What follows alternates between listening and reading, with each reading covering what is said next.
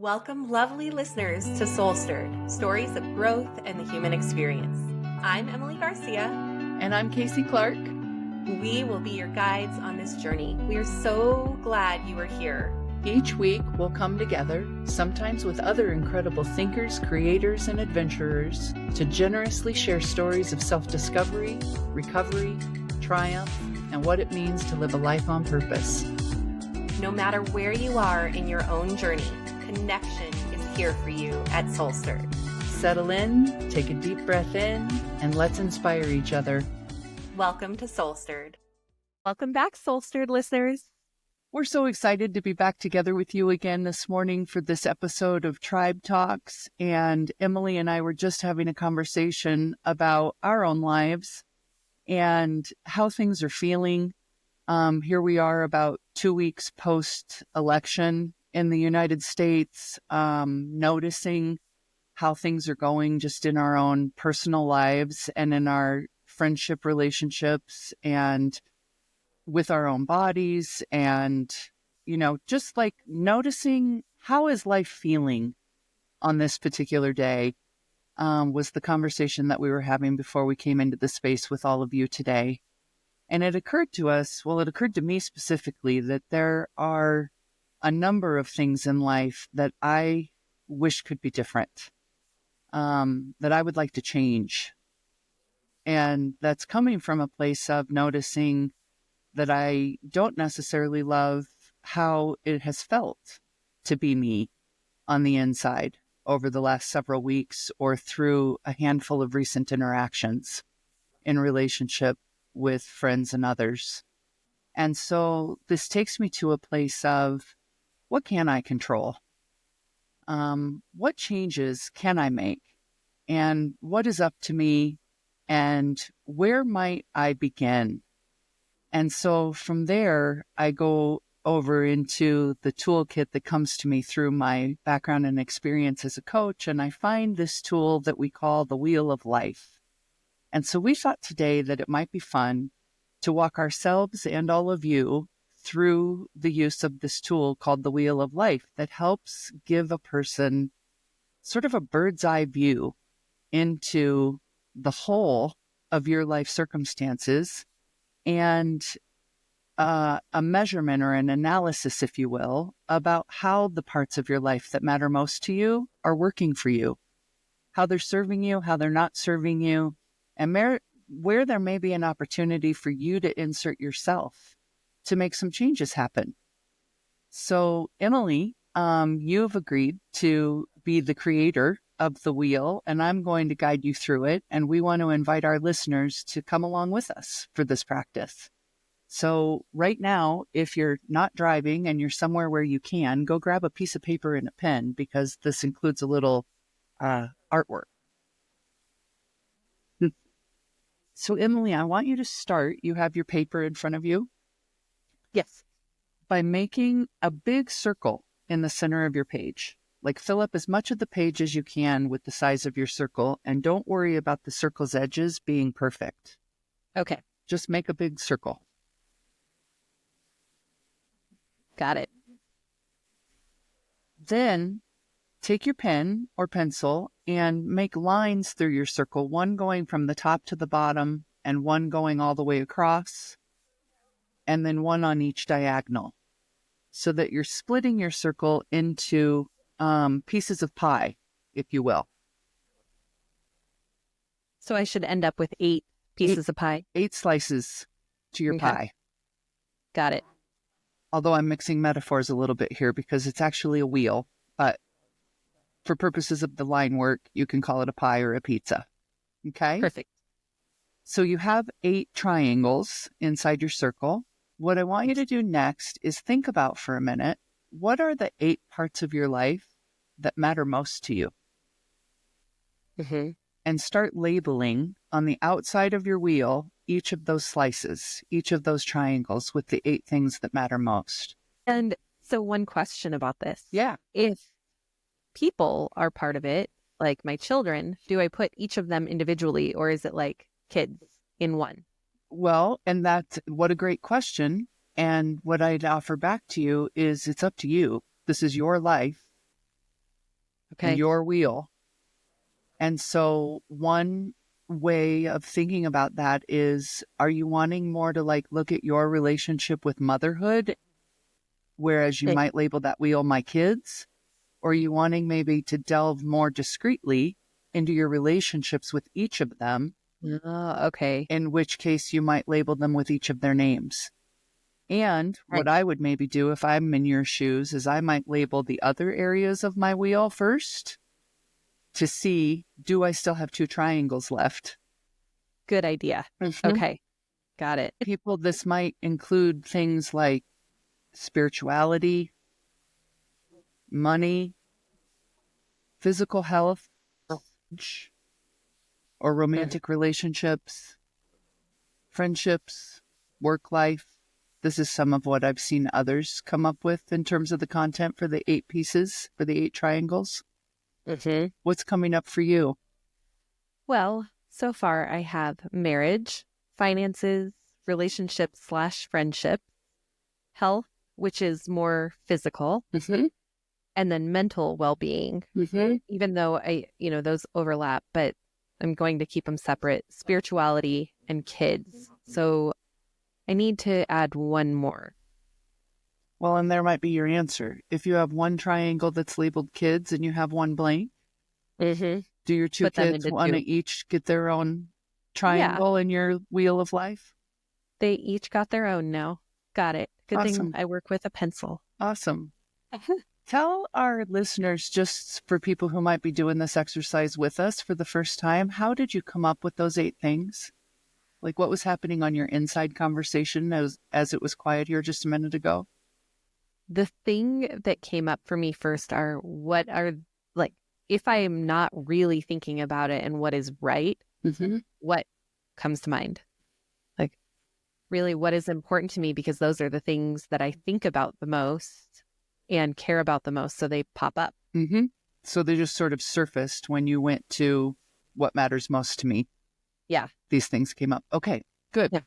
All right. So next, what I want you to do is imagine that, like, notice on your wheel, the center of your wheel and the outer edge of your circle. And then Mm-hmm. for each of the 8 triangles, I want you to imagine that the center of the wheel is 0 and the outer edge of your circle is 10. Okay. And if 0 means I'm really not giving any energy or attention to this thing in my life at all, and 10 means I'm giving all of the energy and attention and focus I have available to this part of my life, put a dot inside each of your triangles according to where they fall on that scale. Okay. Great. And I did change one thing. I had that one spot open and I was like, oh, my business is a big thing. Uh-huh. So I now put the kids together again. Okay. All right. Yeah, well, permission. All right. So permission to make changes, people who might be following along. This is your wheel and it's your life. You are the boss of it. So now you have your 8 triangles. They're all labeled with 8 things that really matter most to you. And you've got a dot inside of each triangle. Yeah. Now draw a line that connects the dots. Okay. Got it. What do you notice? There are, okay, so business, health, mental well-being are really good. Kids are like right there as well. Mm-hmm. Everything else could be better. Okay. So if this were like an actual wheel and you were riding it down the street, how smooth or clunky is your ride? It would be like click, click, click, click. I might fall off my bike. What's here for you around that? What do you? Yeah. I mean, there are things that I know I'm working on and there's room for improvement. I do think that sometimes like these dots will move and where I'm really good in one right now, another time something that I'm not so good in will be good. And then the thing I'm really good in won't be good. Mm-hmm. And so should they be more equal? Yeah. Well, so what you're describing there is a sense of balance, right? Yeah. When you focus your energy or your attention in one slice of the pie, another one tends to lower a little Right. bit. The idea here, like the idealistic place to get would be for them to be measured where the wheel could travel smoothly down the street. Yeah. That's sort of the goal. So from that place and looking at your wheel, what's here for you? What do you notice might be wanting to change? Well, one of the things that I gave a lower rating to are relationships / friendships / community. And I had a weekend actually where 3 days in a row I was, with other people. I co-hosted an event on Friday night. I hung out with friends from my gym on Saturday. I had family over for lunch on Sunday. And all of those made me feel very connected. And so it was like a really wonderful weekend, which when I put my dot into my slice of pie, I thought, well, it could be higher today specifically because of my weekend. But overall, I feel like it's something that needs more improvement because so often on a weekend, if I haven't made plans in advance, I'm not doing anything. I'm not reaching out to anyone. I'm not going anywhere, to be social. Yeah. Yeah. So I hear you focusing kind of in like who you're doing, how you're doing in the world, and the doing of where you're spending your time and energy, where you're investing yourself is affecting how you measure the success or the enrichment of this part of your life for yourself. Right. I want you to look at your wheel and zoom out a bit, maybe even noticing how you've labeled the outer 8 things, and notice what's here for you around who you're being.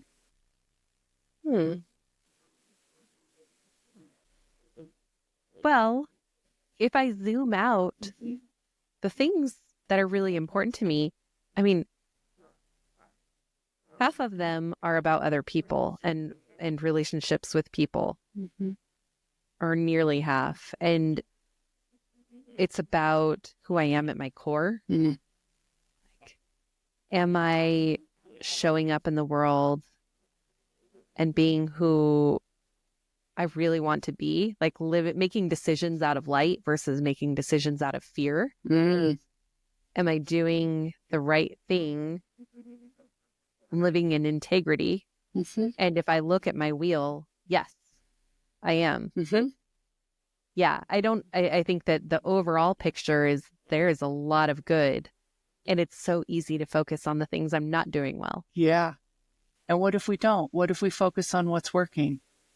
For instance, if you notice all of the numbers where your dot ended up closer to the outer edge than the center edge, what about those things in your life is working really well? How are you making those things work?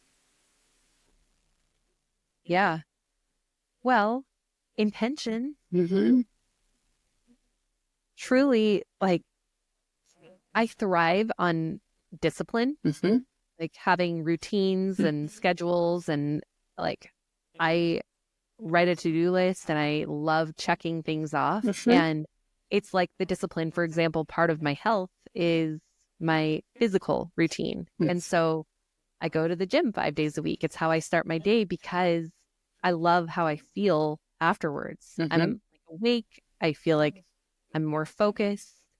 And so the things that are going really well are because I put intention into showing up for them. And what's here for you around the ones where you'd like the mark to be a little closer to the outer edge based on what you just said to be true about you? Yeah. Well, okay, here's an example. My marriage is a little lower, even though, we have a healthy marriage, but we had a conversation the other night where we said, we're doing really well we're very supportive of each other because we both do a lot of things that are outside of our marriage, like especially with business and with our kids. And we were like, we're really good at loving each other and supporting each other through whatever we're doing. We're really good at showing up for the kids and splitting up responsibilities. And we're both feeling like we're just living a parallel life rather than kind of a life where we come together and then separate. And that's where it's really easy to get into that and go, like, we're doing all the things, but not being intentional and showing up for each other. What's it like to say that out loud? Well, it's kind of sad. And I do worry. I mean, not like worry and like, oh, we're in trouble, but anything you do over and over and over leads to something. Yeah. I mean, it's like the example I always give is like, if you want to be healthier and you eat a salad one day, not a big deal. That doesn't really change much. If you eat a salad every day for the next year, you're going to go on one path versus if you're like, I'm going to go have a Big Mac every day for the next year, you're on a different path. And so the part I worry about is this something that we're doing every day, or is it like sprinkled in here and there? Yeah. I can almost like hear the sounds of your relationship coming through you asking, is this sustainable? Yeah. Will we be in the relationship we want to be in a year from now if we keep going the way that we're going? It's almost like you're listening to the sounds of what wants to change. We want to be more interconnected. We want to be more integrated, more tangled up in each other, not just like dividing and conquering all of the things that life is throwing at us. We want, it's important to us to nurture the connection that's between us. And so given what you just said that you know is true about you in terms of like routine, intention, integrity, discipline, what does your marriage want from you? Well, it's the easiest answer. And I always, I know it. And this is where like, but you don't do. Because we all know a lot of things that we need. It doesn't mean we do them. Yeah. We need to put technology away. That's like, we'll sit down and he'll look at his iPad and he's like, studying for something. And I'm looking at my phone and scrolling. And if we put that away and we just are together, not like all the time, that is the discipline about showing up. Yeah. Yeah. Well, and I also want to notice for you, what are you both making matter in those moments where he's looking at his iPad and you're looking at your phone?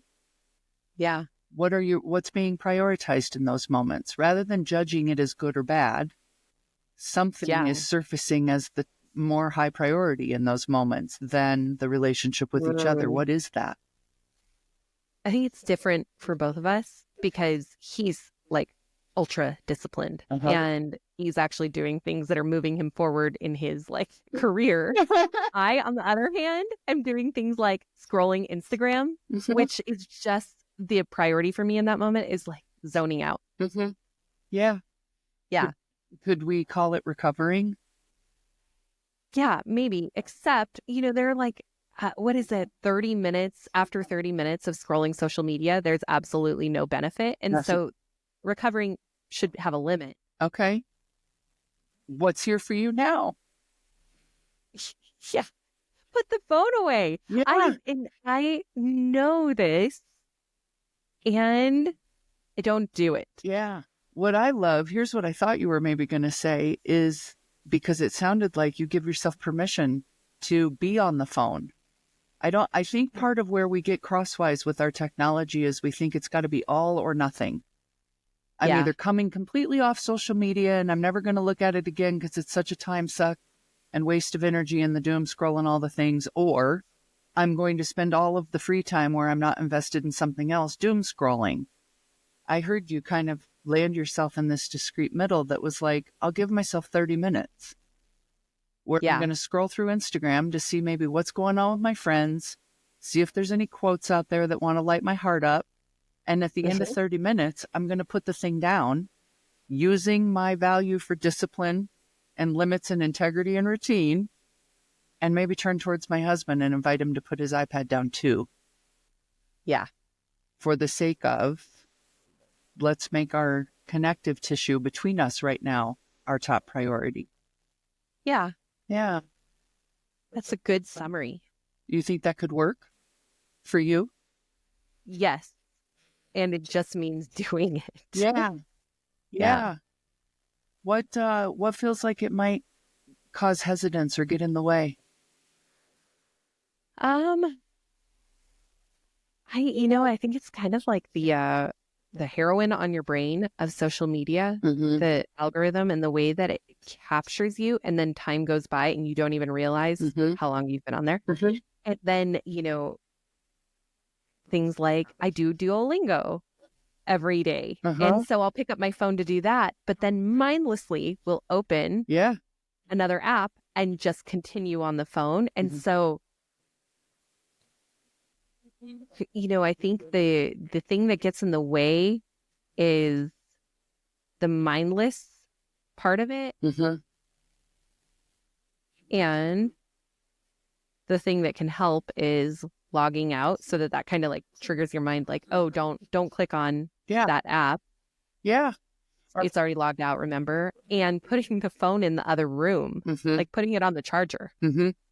Yeah, and maybe you use a different device for your Duolingo.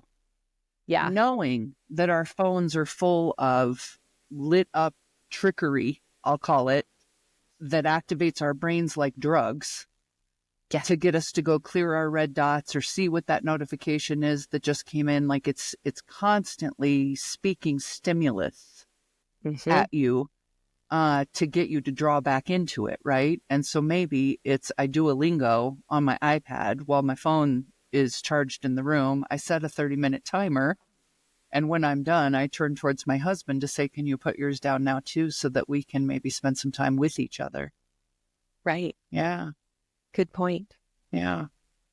And I think being proactive about that agreement, not like, I'm done with my phone, now you put your iPad down. Yeah. Like, that's not the way to be, but like, hey, why don't we give ourselves a time limit and then we put everything down and we can be together. Yeah, design it in advance so that nobody has to be criticized or made wrong in the moment, and we both know that we're going to have a 30-minute limit for what we're about to go do with our technology, and we have a date planned after. For me, that's motivating to stop the doom scrolling because it's time to get to my date, even if my date is just like on a different, part of the house. But now it's like we're going to have phone down, mindful time where we maybe even make eye contact with each other and talk about or be together in whatever way feels right to us. Yeah. I love that. I think you touched on something so important, which is just about the distance between mindlessly and mindfully. And I think that can apply to really a lot, if not all, of the parts of the wheel. For me, I think about things like food. I want to make, there's a part of me that wants to make my challenges around food into this big story that makes it bigger than me and harder to change and daunting, right? When the truth is, if I can come down into a mindful moment and really from a place of mindfulness, think to myself, I am nourishing my body right now. Am I choosing things that are actual nourishment, or how am I choosing nourishment for my body right now? And then that has me noticing like feelings of the savoriness of the food inside my mouth, noticing when my body starts to feel satisfied or full in a way that mindless eating doesn't do any of those things.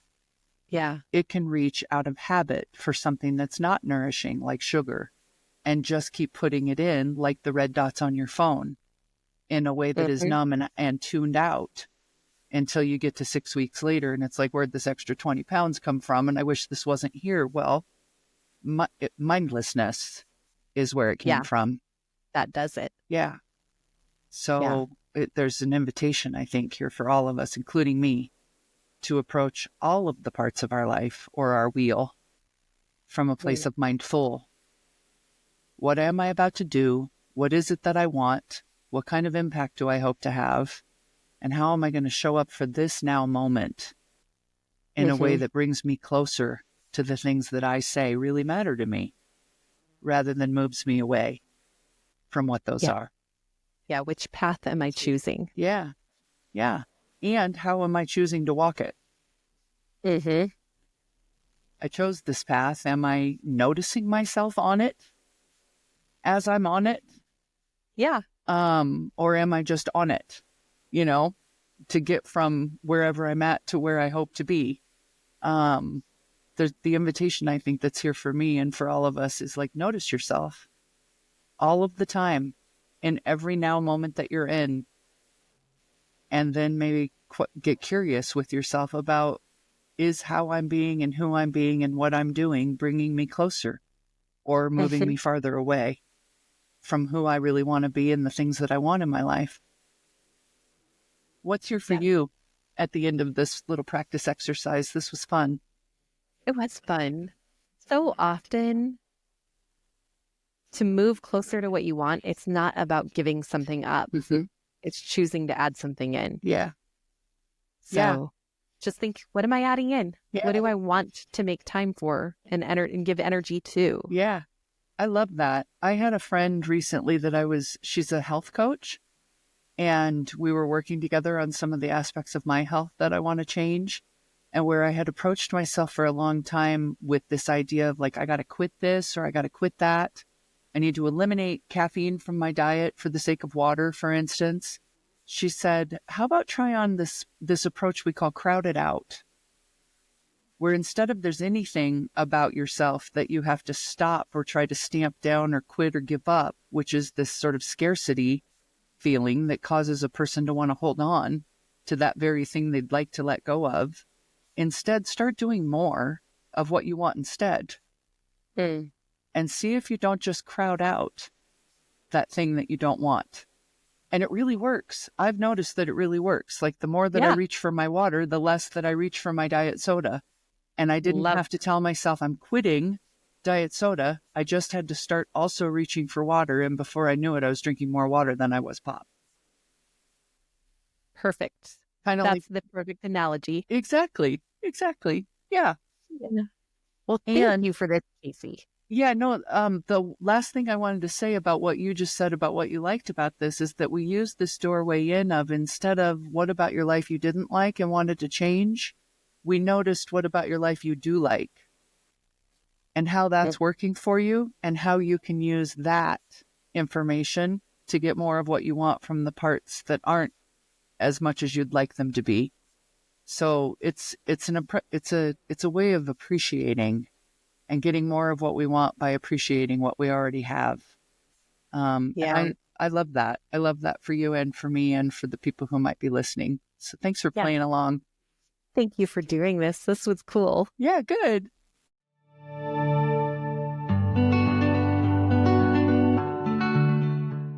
SoulStirred listeners, thank you so much for joining us today as we bring you stories of growth in the human experience. We appreciate you, and we have a request for you.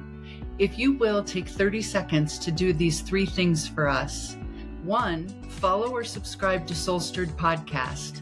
This makes sure you never miss an episode and helps us to make sure you never miss an episode. Head over to your preferred platform, click the SoulStirred Podcast show page, and click the plus sign or the follow button. 2nd, we'd love it if you could give us a 5-star rating while you're there. Finally, choose your favorite episode and share it with a friend. We are so grateful to all of our listeners for your continued support helping SoulStirred grow and ultimately inspire others through authentic connection. Don't hesitate to reach out with ideas, stories, or questions. We are always eager to hear from you. Our email and social links are found in every episode's show notes. Until next time, keep stirring your soul and embracing your journey. Take good care of yourselves and of each other. Bye-bye.